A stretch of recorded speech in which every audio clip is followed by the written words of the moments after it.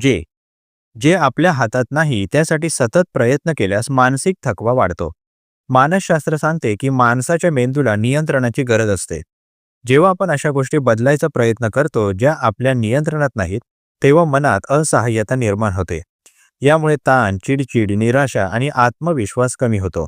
सतत विचार करत राहिल्याने मेंदूला विश्रांती मिळत नाही आणि झोपेवरही परिणाम होतो. अनेक वेळा व्यक्ती स्वतःलाच दोष देऊ लागते, जे मानसिक आरोग्यासाठी घातक ठरते. याऐवजी आपल्या हातात असलेल्या गोष्टींवर लक्ष केंद्रित करणे अधिक उपयोगी ठरते. आपली प्रतिक्रिया, प्रयत्नांची दिशा आणि दैनंदिन सवयी या गोष्टी आपण बदलू शकतो. जे स्वीकारता येत नाही ते शांतपणे स्वीकारण्याची सवय लागली तर मन हलके होते. नियंत्रण आणि स्वीकार यामधील समतोल राखल्यास मानसिक ऊर्जा वाचते आणि जीवन अधिक शांत व स्थिर वाटू लागते. धन्यवाद.